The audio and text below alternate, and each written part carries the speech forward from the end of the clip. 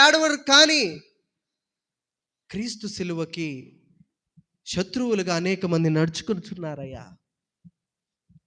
అని ఏడ్చేవారు ఎంతో మంది ఉన్నారండి. రక్షణ పొందుకొనే నీ యొక్క సన్నిధానములో వస్తా ఉండే ఎంతో మంది నిన్ను దుఃఖించేవారు ఉన్నారయ్యా అనేసి ఏడ్చేవారు ఉన్నారండి ఈ రోజుల్లో. మనల్ని మనం పరిశీలన చేసుకుందాం ప్రియులారా. ఏ రీతిగా మనం ఉన్నాం, ఏ రీతిగా మనము ఉండాలి అనేసి దేవుని యొక్క వాక్యము తెలియపరుస్తూ ఉంది.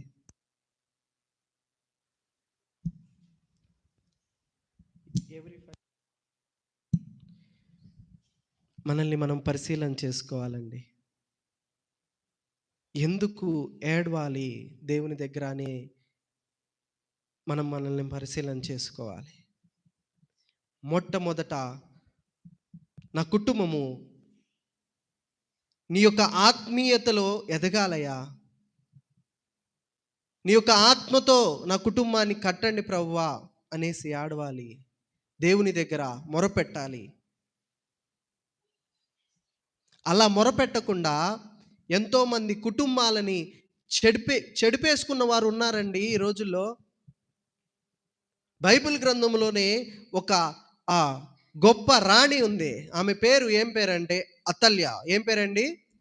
అతల్య. ఈమె ఎవరంటే ఒక గొప్ప రాణి.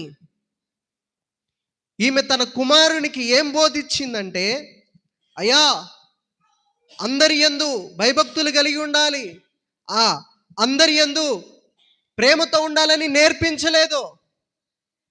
ఏమి నేర్పించిందంటే చూడండి, 2వ రాజుల గ్రంథము 11వ అధ్యాయము 20వ వచనము నుంచి మనము చదువుకుందాం.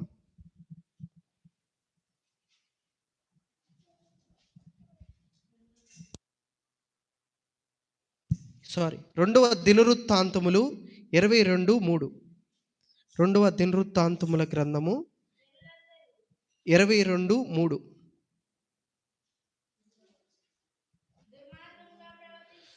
దుర్మార్గముగా ప్రవర్తించుటకు అతని తల్లి అతనికి నేర్పుచు వచ్చెను. చాలండి.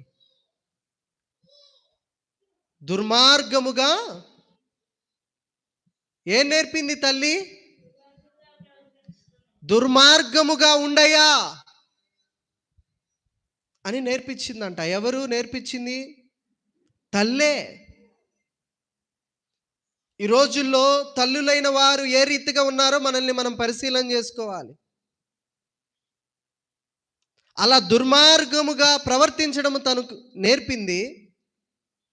కళ్ళ ముందే కుమారుణ్ణి పోగొట్టుకునే ఆ దౌర్భాగ్యపు స్థితిని తను చూచింది కళ్ళారా.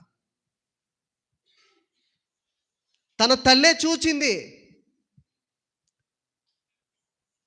కంటి ముందు కుమారుణ్ణి కోల్పోతే ఎంత దుఃఖం ఉంటుంది, మనల్ని మనం పరిశీలన చేసుకోవాలి.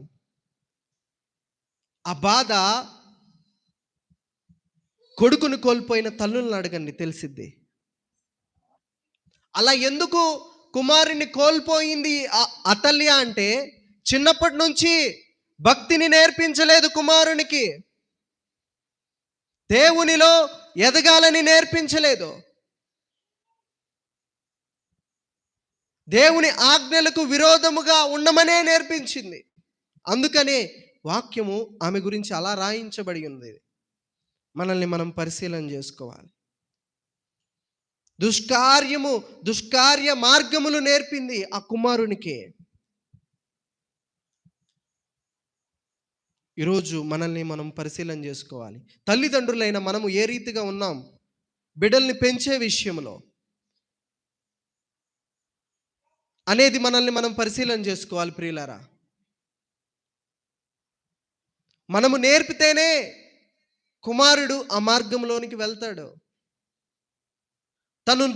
ఈరోజు చెడు మార్గాలలో వెళ్ళే బిడ్డల్ని చూసి తల్లిదండ్రులే ప్రోత్సహిస్తున్నారు. ఏముందిలే అండి, తెలిసి తెలియని వయసు అనేసి అంటున్నారు. ఇంకా దౌర్భాగ్యమైన స్థితి ఏంటో తెలుసా? తండ్రి కుమారులు కలిసి ఇద్దరు త్రాగుబోతులుగా, ఇద్దరు కలిసే